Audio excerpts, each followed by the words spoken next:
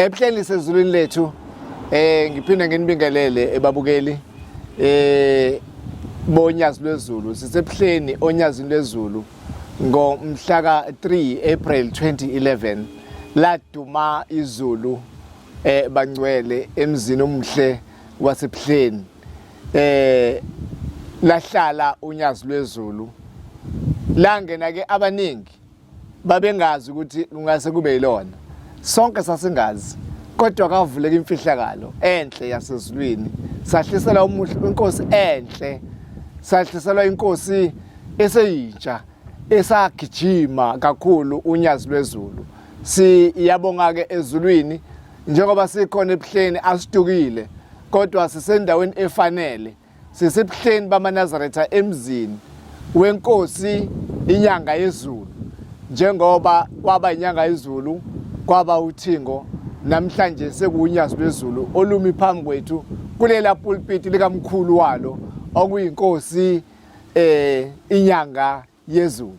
Ngakho ke sahlelwa isibusiso esinjalo makholwa njengoba sihlele eBuhleni, asihlale eBuhleni singanyakazi, sihlale onyazini ngolwethu unyazi. Amen. Siphuma ke entabeni eyingcwele iKhenani. Kuumusa, asikubonge kuumusa ukuya entabeni eyingcwele ngoba umuntu odingeka entabeni uShembe kuphela, hayi thina malungu esonto. Kodwa ngomusa kaJehova isithanda umnini mandla onke usomnganisi umavela kuqala, the Alpha and the Omega,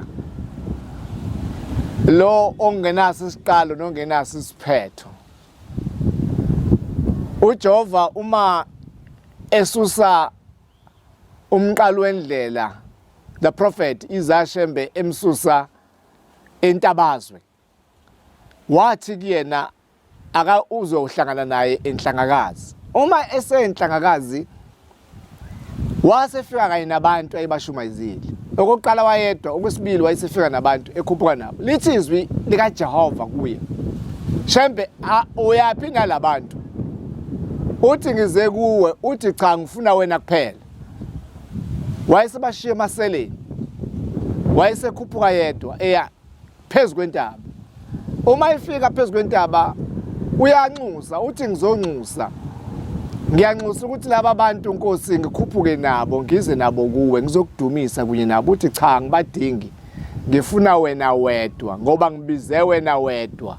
Umuntu obize entabeni uShembe kuphela, asibizwanga thina ukuthi size entabeni. Sethi kuJehova kuye, kulungile Shembe mawufuna ukukhuphuka nabo ngoba laba bantu uyabakhalela.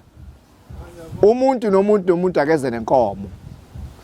Njalo ngonyaka uyobashumayeza bese ukhuphuka nabo lapha entabeni uze nabo. Kodwa umuntu uyophatha inkomo. Wakhala kakhulu uBhombela wathi, Nkosi, laba bantu abanankomo abanalutho bahluphekile. Usethi ke ngoba uyabakhulumela uyabacabangela abantu, kulungile Shembe, abawukuza nemvu.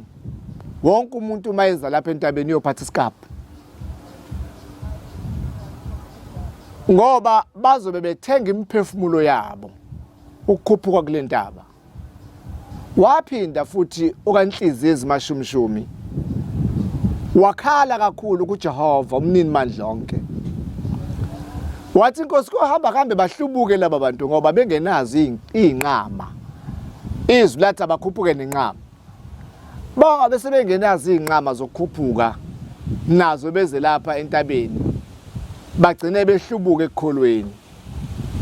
Wayesethi kuJehova, kulungile ke Shembe ngoba uyabathanda laba bantu, uyabakhulumela.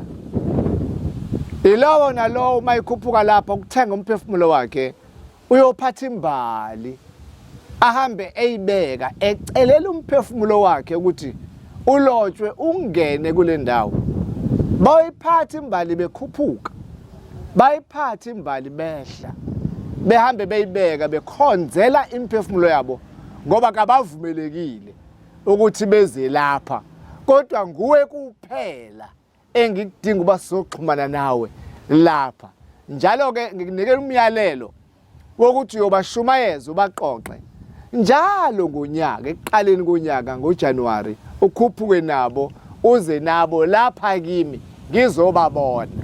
Ngakho uma siya entabeni sisuke siya esibukweni siyobukwa uJehova, i-census yasezulwini siyobalwa ezulwini. Alikho nelilodwa iNazaretha udathi lingakhuphuki likhuphukele entabeni ukuyobalwa libonwe ezulwini ukuthi likhona ngenhliziyo hayi ngesidumbu. Luthe unyazi noma ungahambanga phansi noma ungafikanga entabeni, kodwa inhliziyo yakho uma uyilobile nawe uyaba semhlanganweni uzolotshwa.